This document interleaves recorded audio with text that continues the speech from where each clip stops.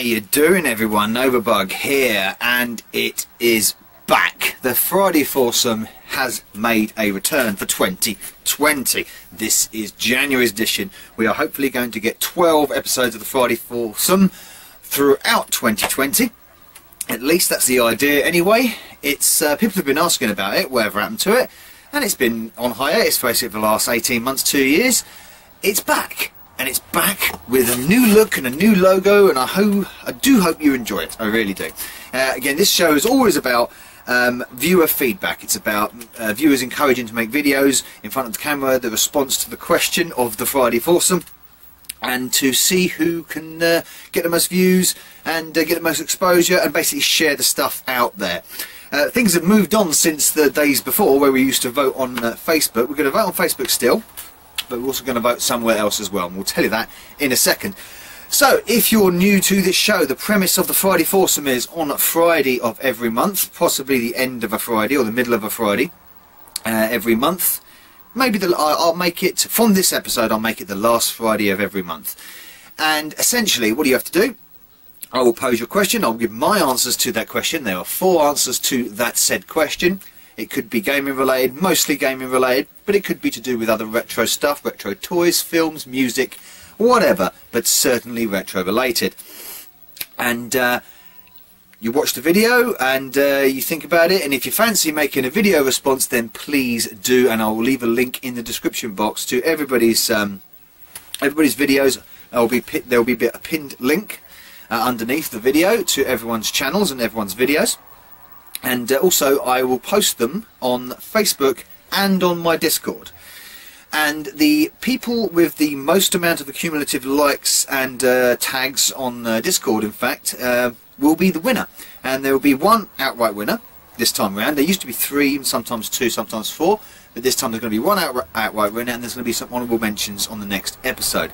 That's how the Friday Foursome will work. So, if you're unsure on the way the system works, there's a whole playlist of 21 previous episodes where you can see how the Friday Foursome actually functions. And there's also loads of response videos from many big people from over the years that have made Friday Foursome responses. So I do hope that you do join in with the Friday Foursome. So I've waffled on enough, and I think we'll start with the question. The question will be, what system from your childhood would you replace?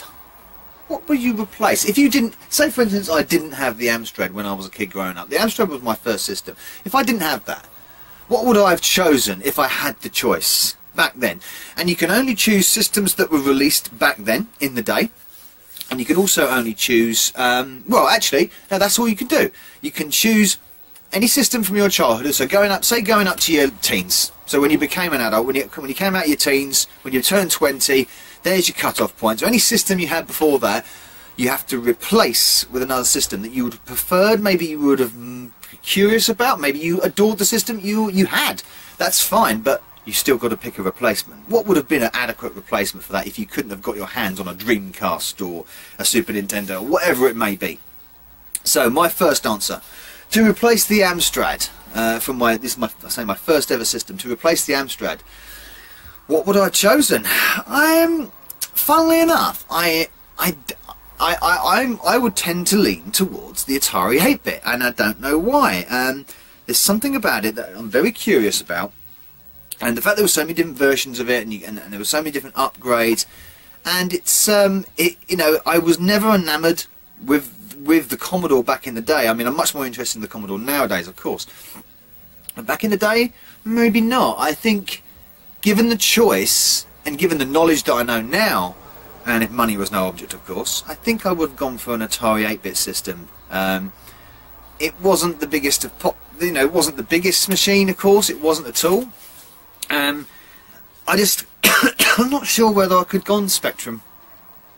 I'm not sure.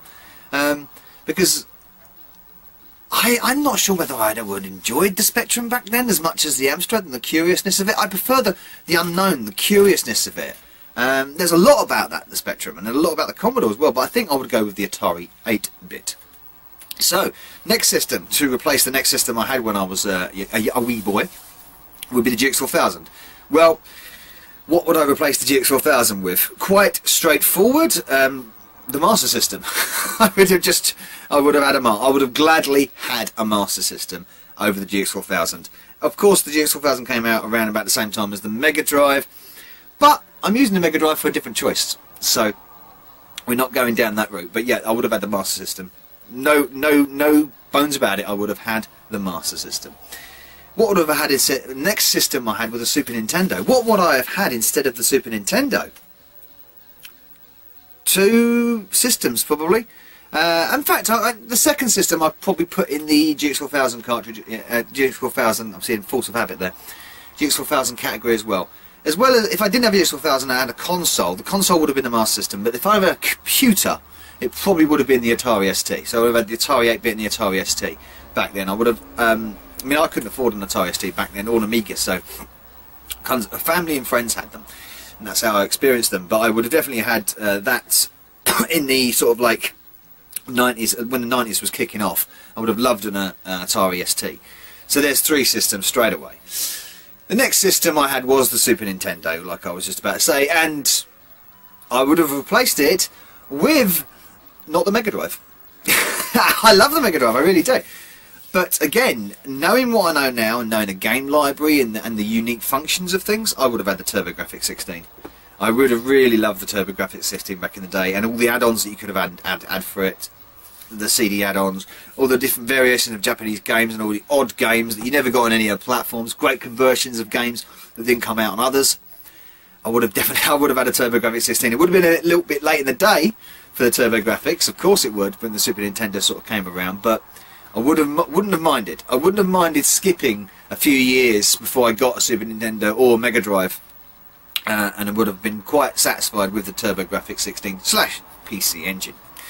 So there's my answers. What do you think of my answers? I think they're a bit out off the wall, a bit out of the box.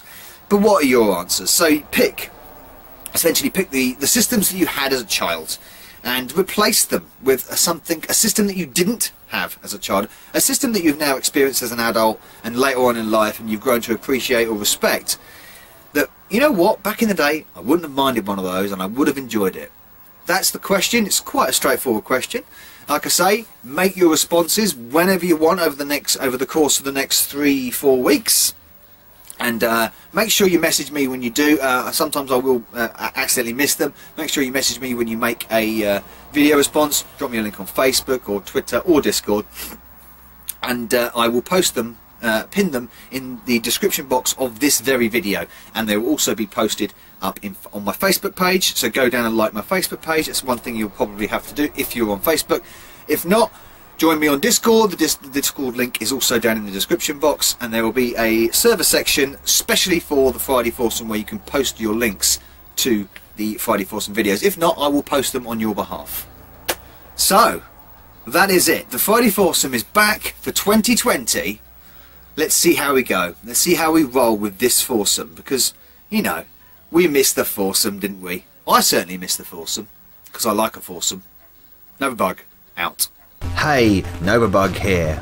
I do hope you enjoyed this video. Please support the channel by liking and commenting, and of course subscribing if you haven't already done. If you would like to support me further, please consider joining my Bug Army via Patreon.